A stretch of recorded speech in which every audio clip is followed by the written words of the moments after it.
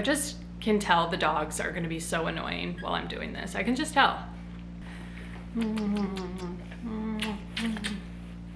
Mommy loves you. My assistant. Thank you.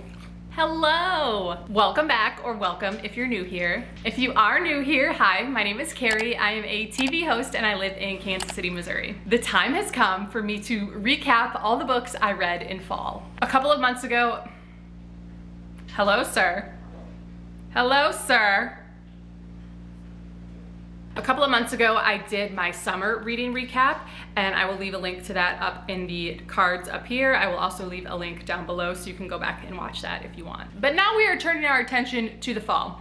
Here is my wrap up. So just so you know, I went through this before in the last video, but the fall months to me are September, October, November. Those are the 3 fall months. So those will be, I'll be recapping the books that I read throughout those 3 months. In those 3 months, I read 12 books. That being said, let's just get into it because I have a lot of thoughts. The first book I read was Love of My Afterlife by Kristy Greenwood. This book, I know we're not supposed to judge books by their cover, but this cover is so beautiful, so points for that. So our main character in this one is Delphi, and she strangely dies in a really weird way, and she goes up to the afterlife, whatever it is, and she actually lands in like the waiting room area, and she is met by like her afterlife therapist named Merritt. And she kind of is going through getting checked in, and while she's there waiting in the waiting room of the afterlife, she runs into this man and she has an instant connection with him, and his name is Jonah. But all of a sudden he is like disappears, and it turns out that he just had a near life experience. So he's back in the real world and she's still dead. And she talks to her therapist, her little afterlife therapist, and her afterlife therapist Merritt makes her a deal and is like, if you can, you know, go back to Earth, I'll let you go back to Earth, and you have 10 days to make him kiss you, and you can stay down there forever. But that's all you have. I'm not gonna tell you any info about him, but go off, do your thing. So she's like, okay, let me go do it. Let me go get a second chance. Maybe I haven't been living how I should be.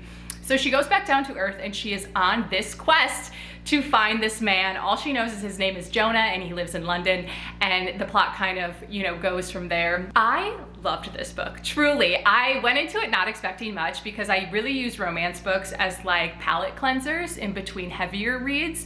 So I was really seeing this as a palate cleanser, but I loved this so much. It was so much more than a palate cleanser. It was heartwarming, it was funny, it was adorable, charming. I really loved Delphi as our main character. I found her to be really endearing.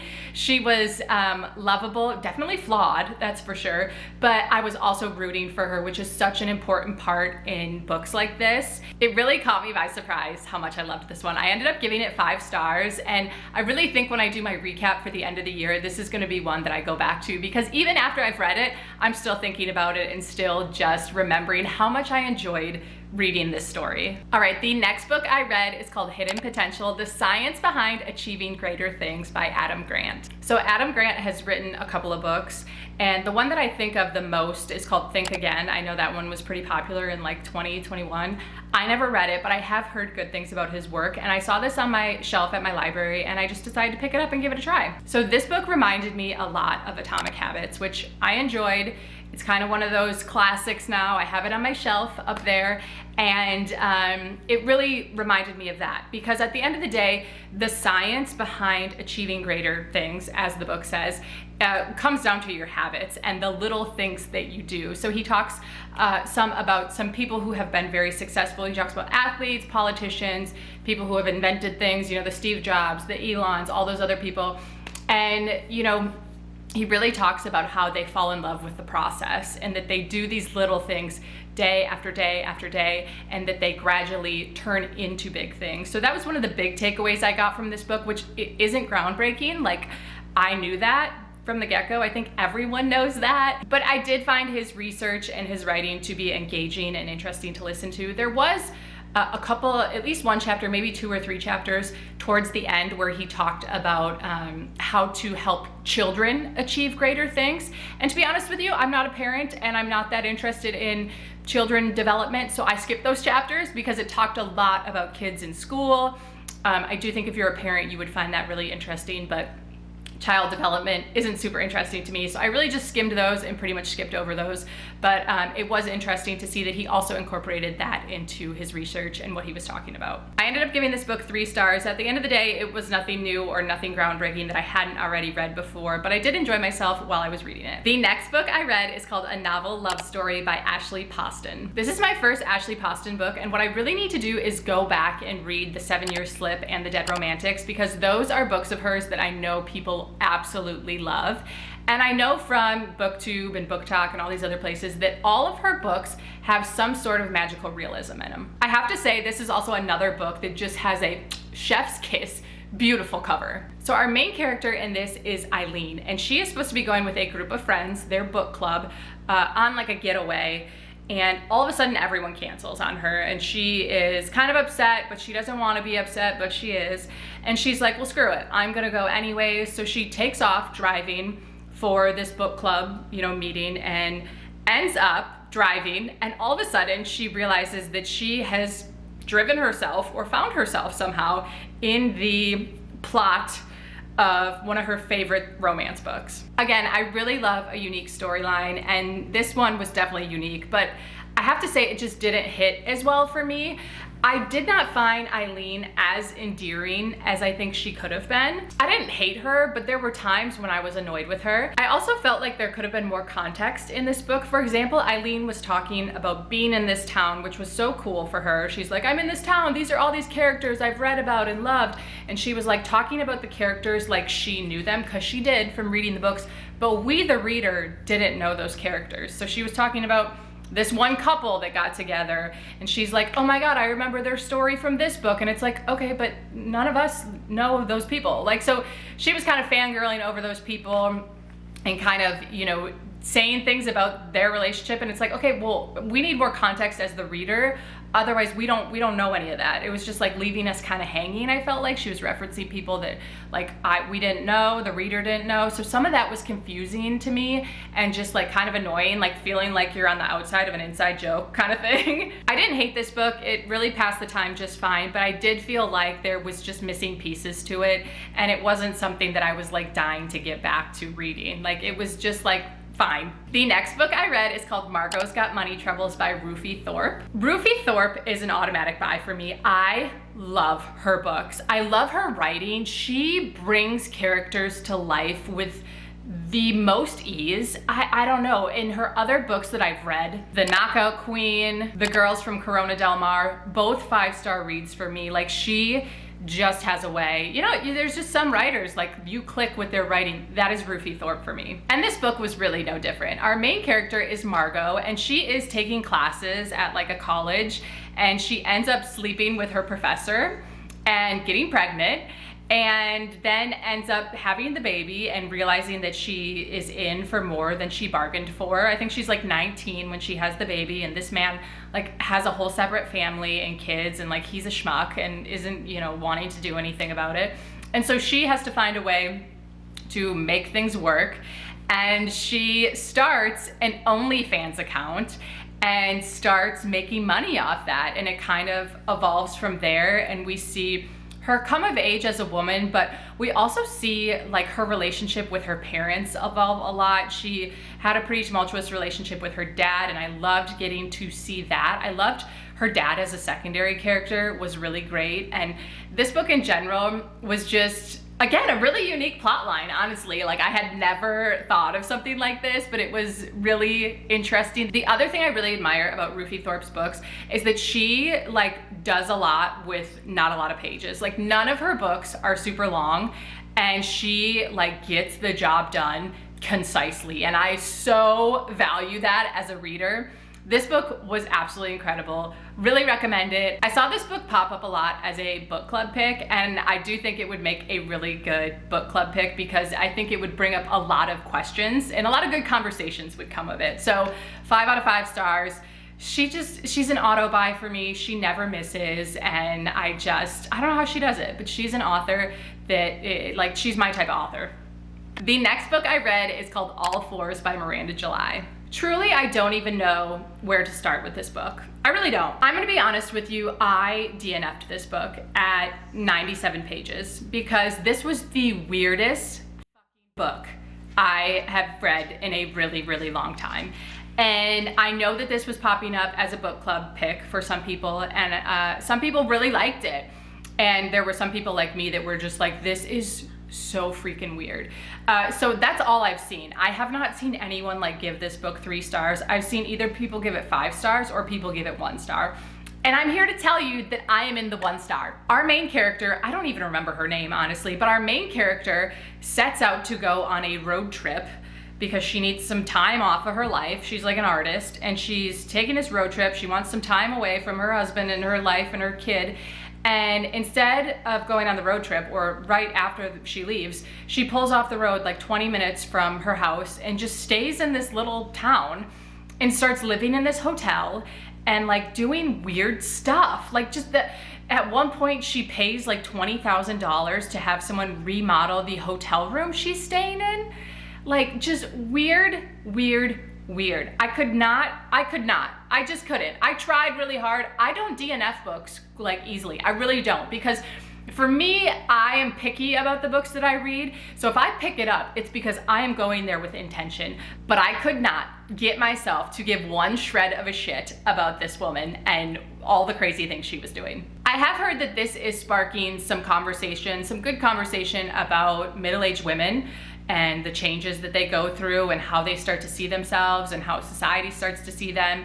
And I'm sure maybe if I got to the end of this book, I would have arrived at that. But I want to find another way to get to those conversations besides reading this book, because I couldn't do it. It was melting my brain. 0 stars. Could not do it. The next book I read is called Leather and Lark. It is book 2 in the Ruinous Love trilogy. So this book tells the story of Lachlan and Lark. And Lachlan is the brother of the male main character in the first book called Butcher and Blackbird. As with the first book, there is some like gore in this book, or some grossness. I don't even want to say gore because I do not like stuff like that, but I was able to read this and it was palatable for me. There are some points where it's kind of gross, but it doesn't last long. It's not super descriptive, and overall, like, you get through it. This is a very typical, like, run-of-the-mill romance book for me. And like I said, I really read romance books as a palate cleanser in between other books. And this was just that. Like, this was a 2.5 to 3 star read for me. I enjoy it while it's going on. I enjoyed Lachlan and Lark enough, and I'll probably read the 3rd one because once I start a series, like, I always want to finish it. So I enjoyed it enough. But like this isn't my favorite series of all time. Like it's good enough. I like Lachlan and Lark as a couple, and I think their story was entertaining enough, again, to make me want to read the 3rd one. The next book I read is called The 12-Week Year by Brian P. Moran. The premise of this book is that we can achieve more, and we do achieve more when we chunk down things into bite-sized amounts. So instead of having New Year's resolutions or New Year's goals that span 12 months, that you should really take your goals and smush them into 12-week achievable things and then build on them from there. And I have seen this mentioned a couple times on podcasts or in popular culture in other ways, and it was interesting to me. And I do think that there were some really good takeaways from this. I do think there is value in chunking down your goals to make it seem more manageable so that you take deliberate action towards them every day. So I do think that this could be really useful for specific things. And there are some things that I learned in there that I'm going to implement. But overall, I went through this pretty quickly. And the concept is pretty quick. Like, he runs you through how he does it, like how he organizes things, how to go about structuring your days and kind of completing the program. Like, it's not a big book. You can go through it pretty quickly. And I do think if you have big overarching goals that are hard for you to kind of, smush down into something more manageable, this book would be really helpful to you. The next book I read is called The Sicilian Inheritance by Jo Piazza. Another book with a really gorgeous cover. Our main character in this book is named Sarah, and she inherits a plot of land in Italy from her Aunt Rosie. And when she gets there, she uncovers some things and learns a story and some information about her great-grandmother, Serafina. This book goes back and forth in timelines. We have our 3 main characters there, Sarah, Rosie, and Serafina. So it goes back and forth in those timelines, and it really evolves slowly but beautifully.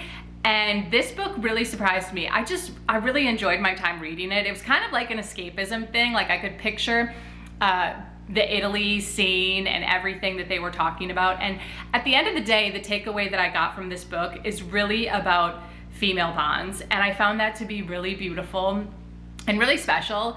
Like, as the story unfolds, you learn more about Serafina, you learn more about her Aunt Rosie, and Sarah learns more about herself. Like, it really was a beautiful story of like 3 generations of really strong women and what they've done to like evolve and survive, and how they've kind of gone from there. And I found it to be really endearing. And like I said, my main takeaway was that this was a beautiful story of the bond of women. In like a gentle way, it was really powerful. So recommend, 4.5 stars. I think that you'll really enjoy this one. The next book I read is called The Very Secret Society of Witches by Sangu Mandanna. I'm sure I said her name wrong, I apologize. This was around Halloween time that I read this book, and I was really in the mood for something a little spooky and just fall, like I was really trying to cultivate the fall vibes. Our main character in this is a witch named Mika Moon, and she is trying to keep her magic on the DL. Like, in this world, witches aren't supposed to be congregating together. They're supposed to keep all their magics, you know, separate, or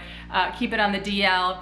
And so she takes to doing like little magic tricks that would seem like something a magician would do. She takes to doing those on social media as a way to kind of express her magic without getting caught, basically. And one day someone contacts her and is like, look, I know you do these little magic tricks on your social media. I know you're trying to hide it, but I also know that you're a real witch and I need your help. So he's like, come to this place. The place is called Nowhere House, and I have a deal for you. Like, we need your help. So she gets there, and they have 3 juvenile witches, and they need Mika Moon to teach them how to witch, basically, which is a tricky thing to do because, like I said, there are rules of how the witches should and should not be in this world. So Mika decides to take the gig, and she slowly, you know, gets to know these witches and gets to know more about herself, and as she's teaching them witch things. And then of course there's like, you know, a ragtag, you know, gang of people who live at Nowhere House. There's like you know, the 2 people who kind of hold it down. There's like a cook and you know, the person who like takes care of the building. And so there's like a group of them that she like bonds with and gets to know. And so it's really just like a comforting, warm vibe. And it was pretty good. Like, it was nothing that I'm gonna write home about, but it was like fall vibes to the max. And it was just heartwarming, honestly. The ending is really heartwarming. And I think come around next time, if you're looking for a good fall vibes read, this would be a really good option for you. Next up, I read Weyward by Emila Hart. As you can tell, I was still in the magical, mystical mood because this book is also just like a cozy magic book. This book has 3 different time periods that we're kind of going back and forth in. One of them is 2019, and we are following a woman named Kate who is fleeing London as she inherited a cottage from her aunt, but she's also going through some personal things. So Kate is in 2019.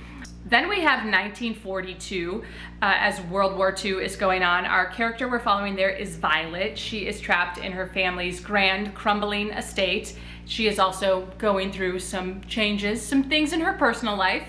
And then our other timeline is 1618. And there we are following Altha, who is on trial for being a witch. Of course, as the story unfolds, we see that their stories are intertwined and interweaved in a lot of different ways. The themes of this book, much like the Sicilian inheritance, really was about female resilience and female bonding and female love and support for one another. Like, obviously those books, the plots of those books are very different, but those themes were so interweaved in both of them. So in one way I felt like, oh, I just read a book just like this, but in another way it was unique enough that I still enjoyed the plot line and found myself really, really loving this story and the characters in it. Speaking of magic, just kidding. Our lights are on an automatic timer. I also have to say that this book read as a thriller. Like, this book was page turning. Like, because you were going back and forth in all the stories, like, I swear this could have been marketed as a thriller because I was on the edge of my seat some of the time.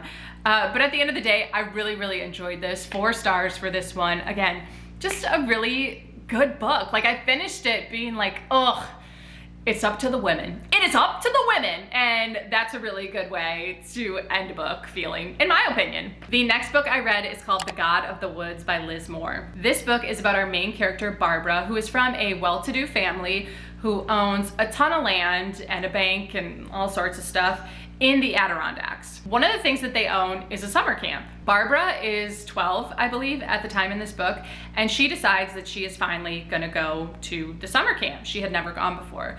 But the kind of cherry on top of the sundae is that her older brother, Bear, had gone missing and been presumed dead several years ago. So that is kind of a plot point in the book. Now, the other plot point in the book is that Barbara all of a sudden goes missing one day while she's at camp. So the book is kind of telling the story of Barbara, them trying to find her, but it's also going back in time and telling the story of like how her family got to where they are. There were a lot of side characters in this book, and at times that was annoying to me. At times I was like, who's that guy? What are we doing here? What's she doing? Like, at times I was confused, but I do think that those side characters all brought a lot of depth to this story. The book is 500 pages, so like it's not a quick story. This is another one that read like a thriller. I don't know if it's being marketed as a thriller or if it technically is a thriller or not, but this was thrilling. Like, I was turning pages, and although, like I said, it was a 500-page book, like I went through this pretty quickly because it was that compelling. Like, it was pretty engrossing as a read.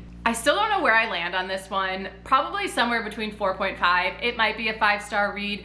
I need to like ponder it a little bit, but honestly, if I'm still thinking about it like this, it's gotta be a 5-star read because it was that good, truly. And the last book I read this fall, which is a complete departure from what I just mentioned, is called The Pumpkin Spice Cafe by Laurie Gilmore. This book has been all over Book Talk and YouTube and all the places, and look at this book, like it's adorable. Like, this is the definition of cultivating fall vibes, this book right here. So our main character is Jeannie, and she inherits or is given her Aunt Dot's Pumpkin Spice Cafe in this little town called Dream Harbor. And her aunt is like, I'm gonna retire, I'm gonna go see the world, I want you to have this cafe, run it, it'll be great, see ya. And her love interest is a guy named Logan, who is kind of grumpy, but everyone in the town loves, and he kind of keeps to himself, and he owns a farm up the road. The thing about this book is that it is Gilmore Girls in a book. Like, the name of the town is called Dream Harbor, and Gilmore Girls is called Stars Hollow. Like, they are the same thing. This is Gilmore Girls in book form. This is not award-winning writing. It's really not. But for cultivating a fall vibe and giving me Lorelai and Luke and Rory and like all the vibes, like, it's chef's kiss. Chef's kiss!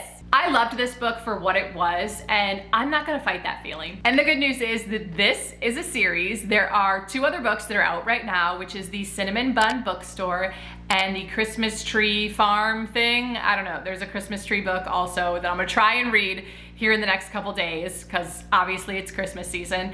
And then next spring, there is another one coming out, the Strawberry Cafe Pancake House something. I don't know.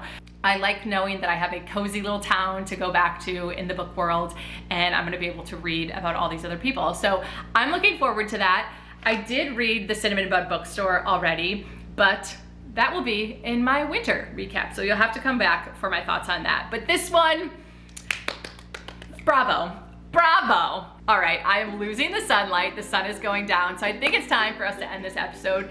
Thank you so much for listening and following along. I would love to know a book or 2 that you read in the last couple months that you really loved and enjoyed, because I am always looking for recommendations. And if you read any of the books that I talked about, definitely tell me your thoughts. Like, that's what I love about reading, is that everyone's thoughts are different. Like, we can read the same book and have different experiences from it, and I think that's wonderful. I think that's what makes books and reading so magical. So I would love to just start a conversation with you. You can put all your thoughts in the comments down below, and I will be back in the beginning of March to give you my thoughts and my recaps on my reads for this winter. Thank you so much for joining me and for hanging out with me. I love you all so, so much. Wherever you are in the world, I'm sending you so much love. And I will see you again very soon in my next video. Bye.